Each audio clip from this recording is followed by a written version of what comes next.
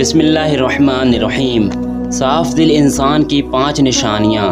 نہایت ہی محترم اور معزز مسلمان بھائیوں اور بہنوں، صاف دل انسان کی 5 نشانیاں کون کون سی ہیں اور ہمارے پیارے حضور نبی کریم نے اچھے انسان کی کون کون سی نشانیاں بیان فرمائی ہیں اور ساتھ ہی ساتھ برے انسان کی کون کون سی نشانیاں بیان فرمائی ہیں، یہ تمام باتیں اس ویڈیو میں پیش کی جا رہی ہیں۔ آپ سے درخواست ہے کہ اس ویڈیو کو آخر تک ضرور دیکھیے گا۔ محترم ناظرین، سب سے پہلے بات کرتے ہیں کہ صاف دل انسان کی 5 نشانیاں کون کون سی ہیں۔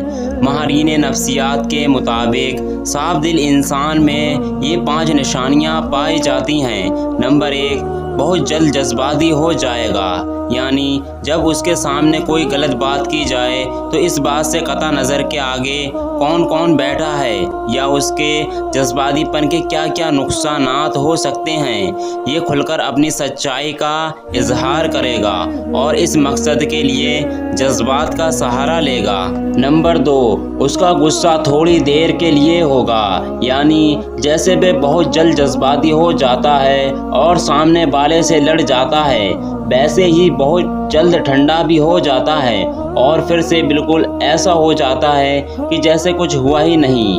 نمبر 3، ماہرین نفسیات کہتے ہیں کہ ایسا شخص نہایت حساس طبیعت کا مالک ہوتا ہے اور لوگوں کے تلخ کڑوا رویہ اسے بہت تکلیف دیتے ہیں، یعنی ایک صاف دل انسان جب کسی کا تلخ رویہ دیکھتا ہے تو اندر سے ٹوٹ جاتا ہے۔ نمبر 4، وہ ہر رشتے کو دماغ کی بجائے اپنے دل سے نبھائے گا، یعنی جس کے ساتھ تعلق نبھائے گا دل سے نبھائے گا، پورا کا پورا اسی کا ہو جائے گا اور ہر دم اس کی خیر اور بھلائی کے لیے بے قرار رہے گا۔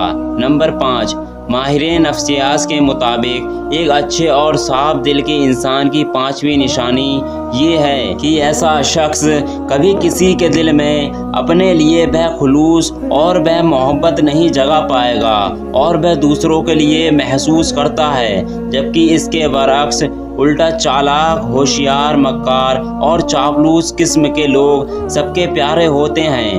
محترم ناظرین، یہ وہ 5 نشانیاں ہیں جو ایک صاف دل انسان کے لیے ماہر نفسیات بتاتے ہیں۔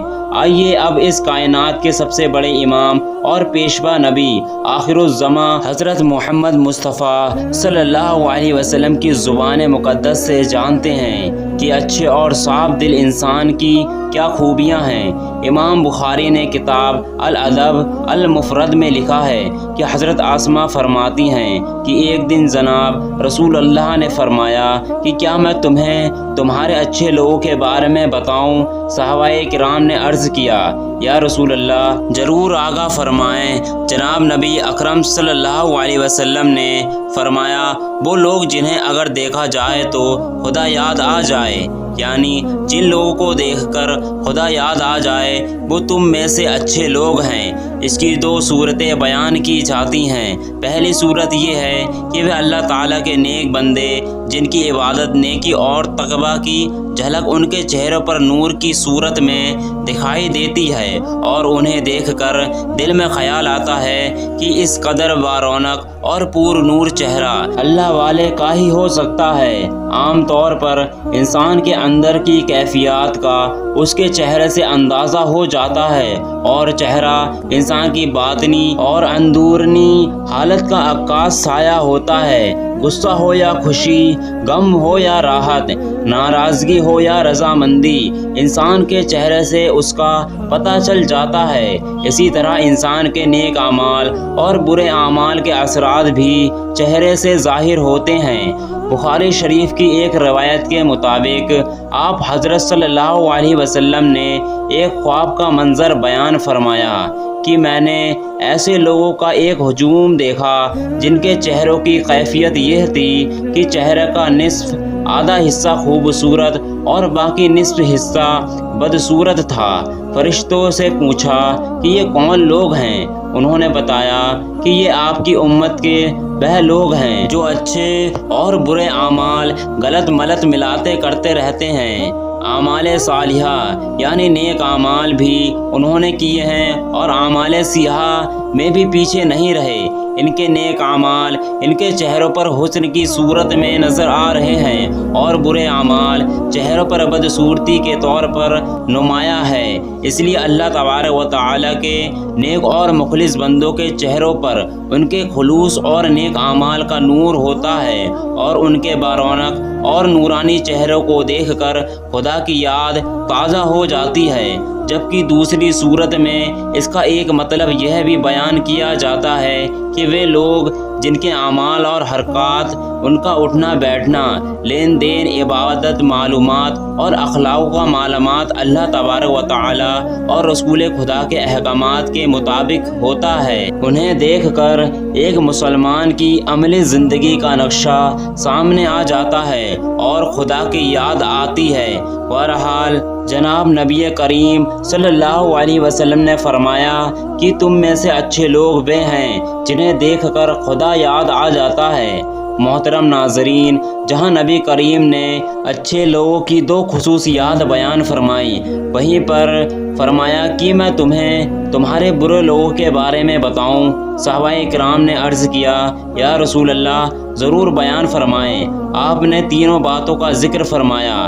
ایک یہ کہ چگلیاں کھانے والے، یعنی ایک دوسرے کی چگلی کرنے والے لوگ چگلی کہتے ہیں، ایک دوسرے کو خامخواہ اس کی باتیں پہنچانے والے، ایک کی بات دوسرے کے آگے اور دوسرے کی تیسرے کے آگے اور تیسرے کی بات چوتھے کے آگے۔ اس چیز کا ہمارے یہاں عام طور پر رواج پایا جاتا ہے، اور ہم میں سے بہت سے لوگوں کی یہ عادت بن گئی ہے کہ بلا وجہ لوگوں کو یہ بات بتاتے رہتے ہیں کہ فلاں تمہارے بارے میں یہ کہہ رہا تھا اور فلاں جگہ تمہارے بارے میں یہ باتیں ہو رہی تھیں۔ بلا ضرورت ایسی باتیں کرنا شرعاً گناہ کبیرہ شمار کیا جاتا ہے، لیکن ہمارے یہاں سرے سے اس کو گناہی نہیں سمجھا جاتا، حالانکہ یہ باتیں اکثر جھگڑوں کا باعث بنتی ہیں۔